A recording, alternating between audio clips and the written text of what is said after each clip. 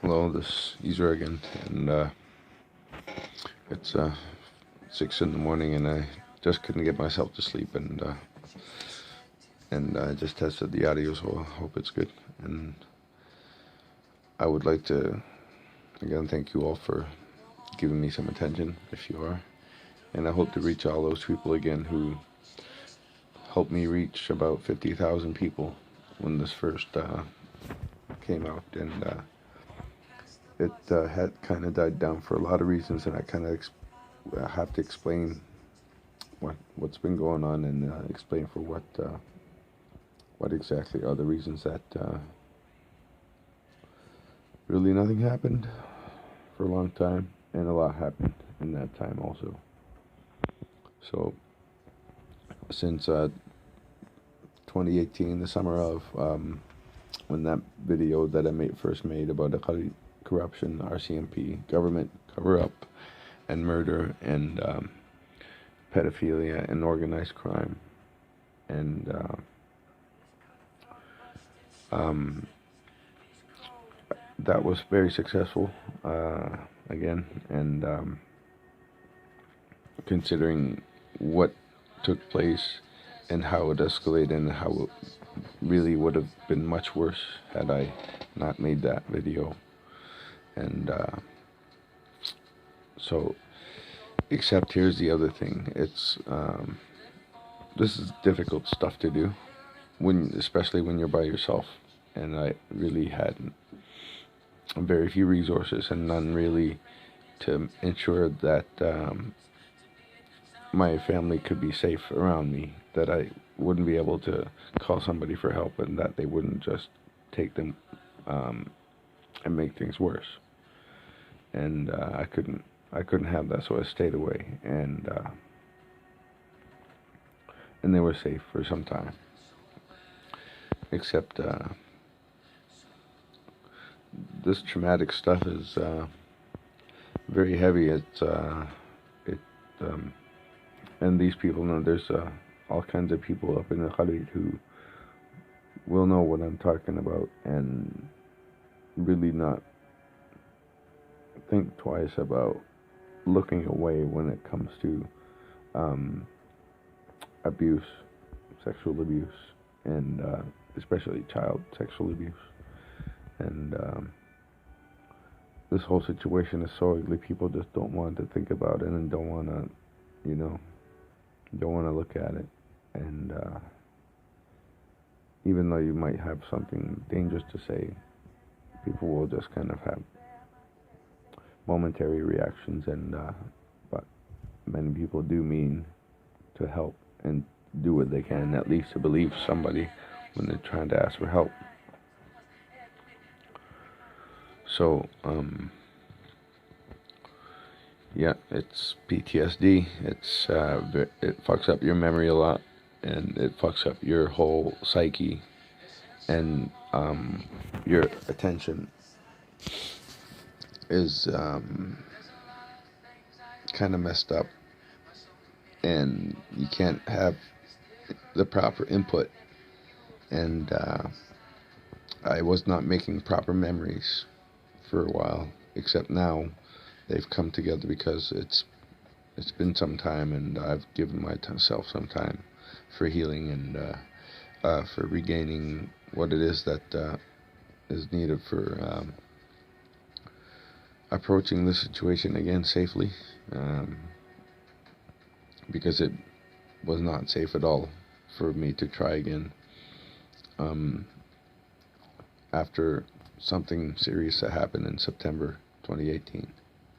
A few months after that video aired, those people came around me again and again, did all kinds of things to traumatize me and scare me into forgetting, and it worked.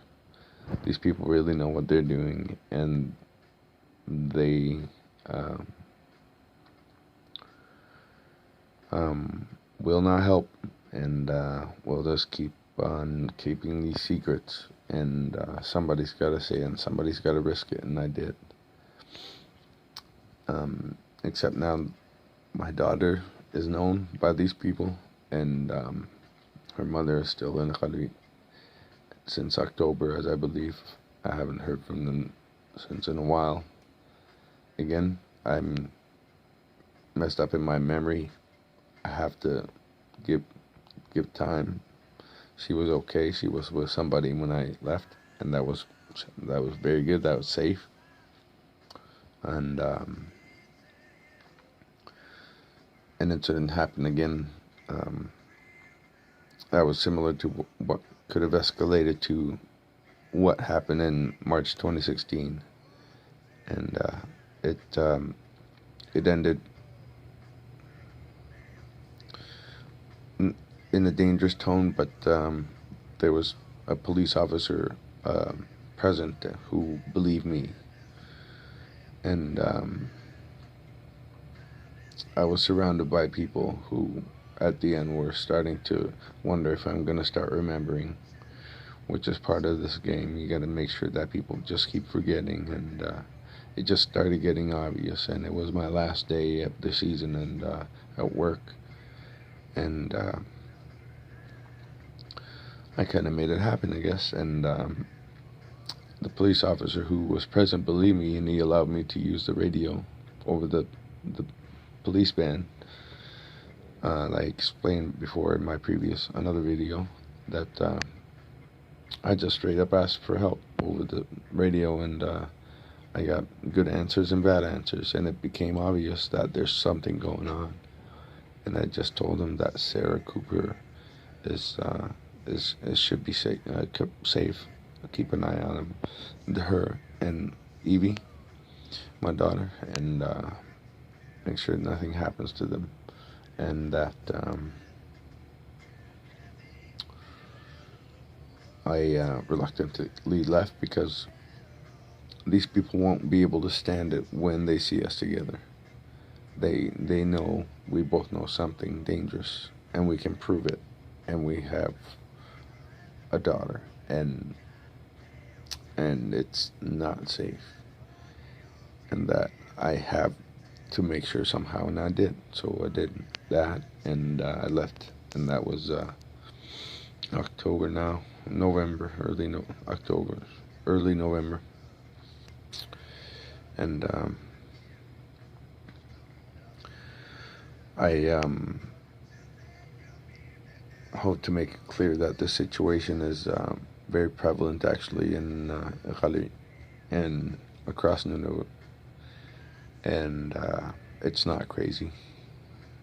Yes, I've gone kind of nuts from this situation, and I've developed like very bad habits, drinking habits. I smoke too much, and I nowadays I find it hard to get out of bed, and this happens. So now that I sound crazy, then these people keep getting away with this stuff, and I can't. I gotta try. So let's all try to think hard for a moment that I am risking it again, and it's probably not a good idea, but I have to try anyway, because if I don't make sure enough that they're safe, and yeah, anyway, let's but I try to keep in good spirits when I can, and it's springtime, so that'll be good, and it'll be good for me, for my energy, so I'll start getting around. And but again, I will be going to the RCMP this week to explain everything, so we'll be in touch about that. Thank you.